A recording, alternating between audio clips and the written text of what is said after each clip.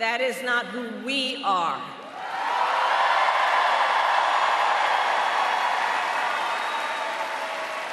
And folks are exhausted and want it to stop the pointing fingers.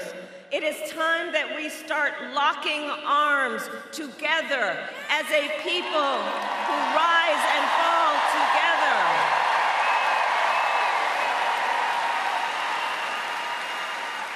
And it is time for a new generation of leadership in America.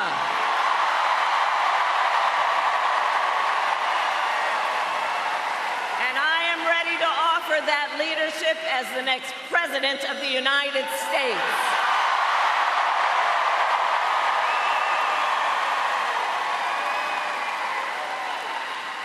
And Wisconsin, you know me. I'm not afraid of tough fights. For decades as a prosecutor and a top law enforcement officer of our biggest state, I won fights.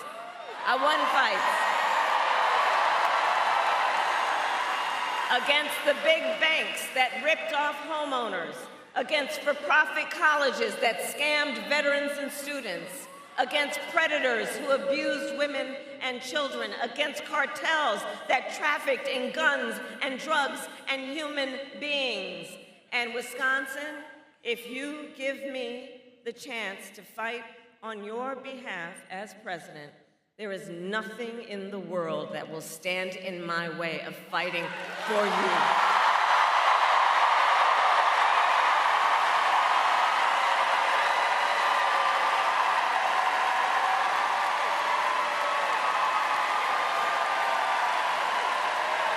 And here's the thing. We know who Donald Trump is. This is not someone who is thinking about how to make your life better. This is someone who is unstable, obsessed with revenge, consumed with grievance, and out for unchecked power. And in less than 90 days, it's either going to be him or me in the Oval Office.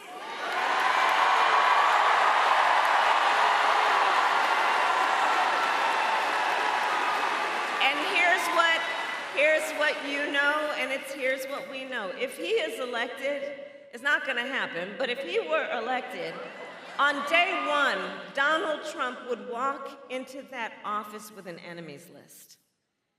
You know, he talks about the enemies from within. When I am elected, I will walk in with a to-do list focused on your needs.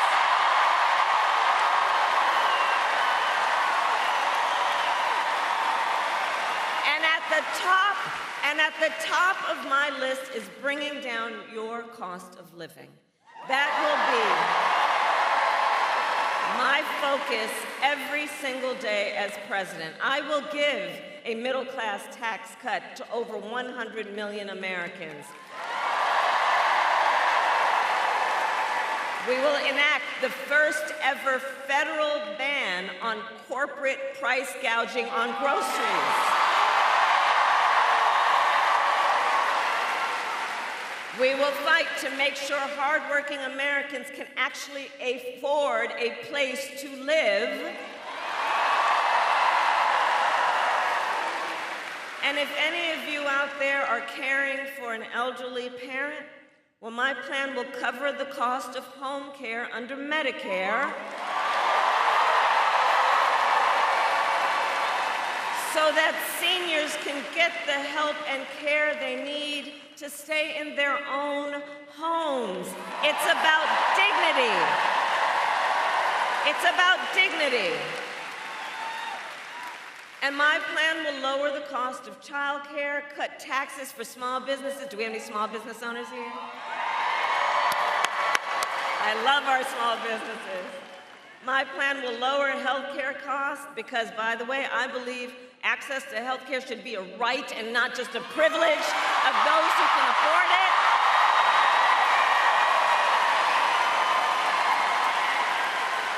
It's about values. It's about values. On the other hand, Donald Trump's answer to the financial pressures you face Well, it's the same as it was last time. Another $1 trillion in tax cuts for billionaires and big corporations. Right. And this time, he will pay for it with a 20% national sales tax on everything you buy that is imported. Clothes, food, toys, cell phones. A Trump sales tax would cost the average American family nearly $4,000 more a year. And on top of that, you would pay even more if Donald Trump finally gets his way and gets rid of the Affordable Care Act. Remember how many times he's tried to do that. And you're booing because if he were successful, it would throw millions of Americans off of their health insurance and take us back to when insurance companies could deny people with pre-existing conditions. You remember what that was like? Well, we are not going back.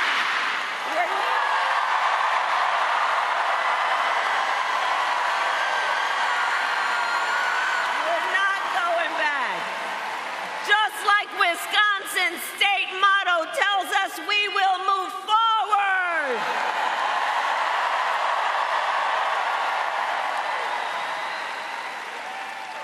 Because ours is a fight for the future, and it is a fight for freedom. Freedom.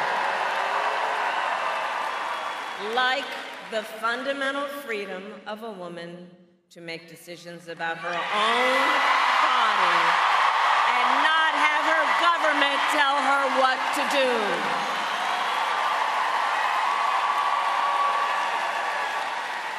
And we all remember how we got here. When Donald Trump was president, he hand-selected 3 members of the United States Supreme Court with the intention that they would undo the protections of Roe v. Wade. They did as he intended, and now in America, 1 in 3 women lives in a state with a Trump abortion ban.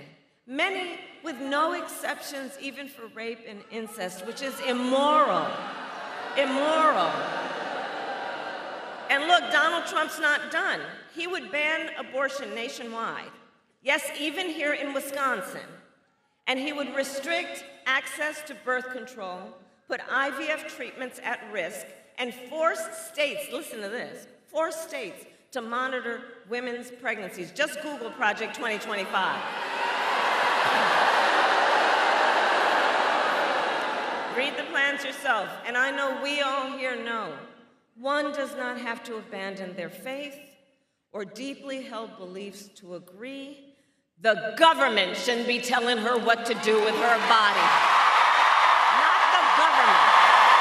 Not the government. Not the government. And when Congress, together with Tammy's help, when Congress passes a bill to restore reproductive freedom nationwide, as President of the United States, I will proudly sign it into law.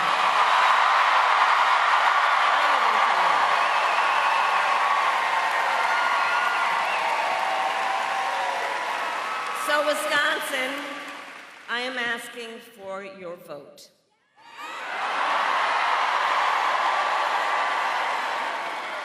And here is my pledge to you. As president, I pledge to seek common ground and common sense solutions to the challenges you face. I am not looking to score political points. I am looking to make progress. And I pledge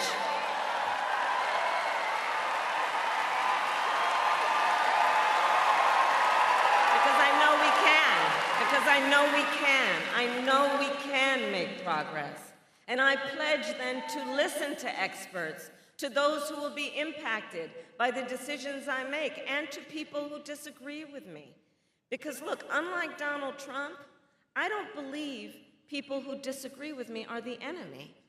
He wants to put them in jail. I'll give them a seat at my table.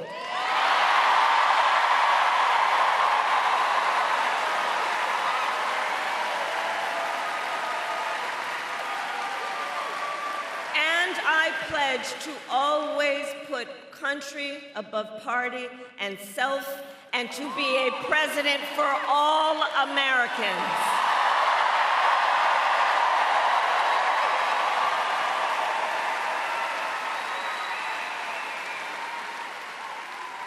So it all comes down to this. We are here together for many reasons, but one of the most important, we are here together because we love our country.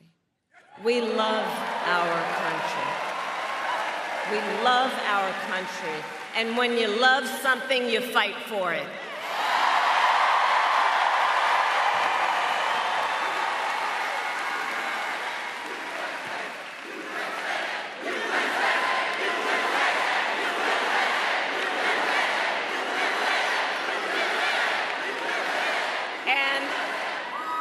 And I do believe that one of the highest forms of patriotism, of our expression for the love of our country, is to fight for the ideals of our country and to fight to realize the promise of America. I have always believed in our nation's promise because I have lived it. I grew up as a child of the Civil Rights Movement. My parents would take me to the marches when I was in a stroller, where people from every walk of life came together to fight for freedom and for opportunity. Growing up, I saw how hard my mother worked to give her daughters the same chances our country gave her. And I was blessed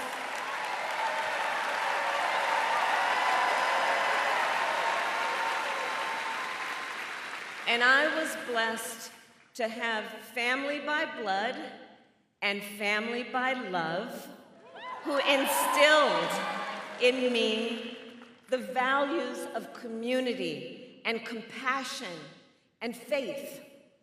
I've spent my life fighting for people who have been hurt or who have been counted out, but who never stop believing that in our country, anything is possible. I have lived the promise of America.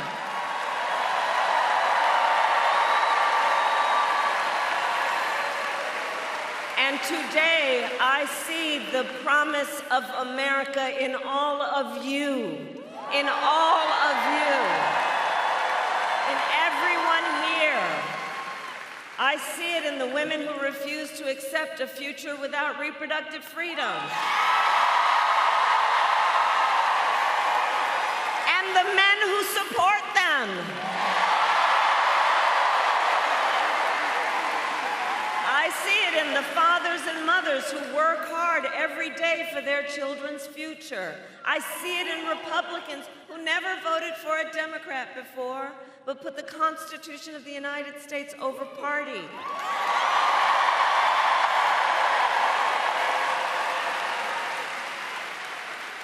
And every day I see the promise of America in all the young leaders who are voting for the first time.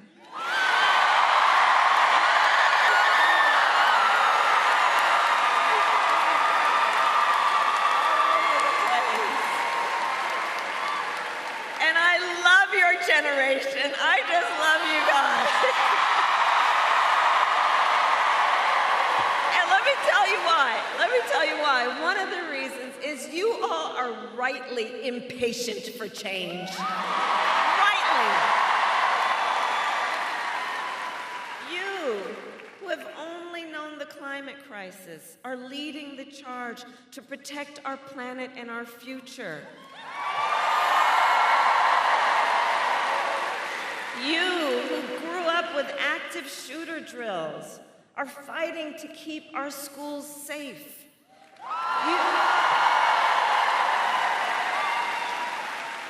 You who now know fewer rights than your mothers and grandmothers, are standing up for freedom.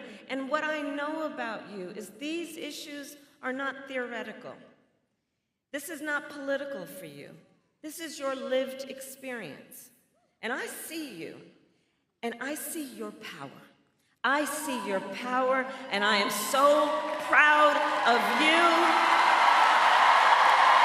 Can we hear it for our first-time voters?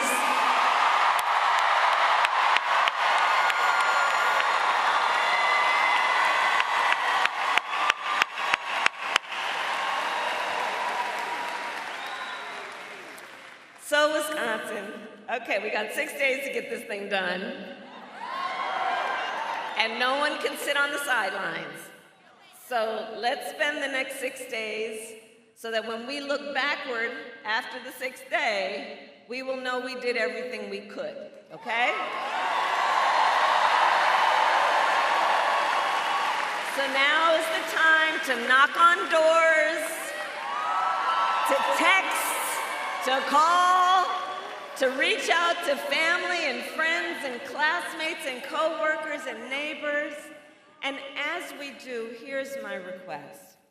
As we do all of that, let's be intentional about building community. And let's be intentional about building coalitions. Let's remember that the vast majority of us have so much more in common than what separates us. And let's approach this. Let's approach this with that spirit, and with the spirit of in the face of a stranger seeing a neighbor. Let's do it that way, okay? Let's do it that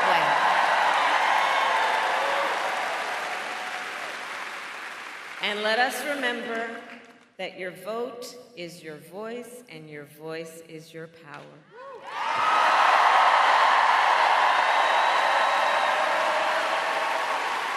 So, Madison, today I ask you, are you ready to make your voices heard?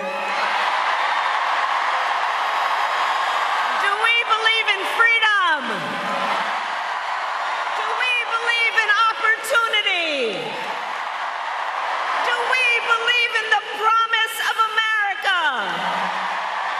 And are we ready to fight for it? And when we fight, we win. God bless you, and God bless the United States of America.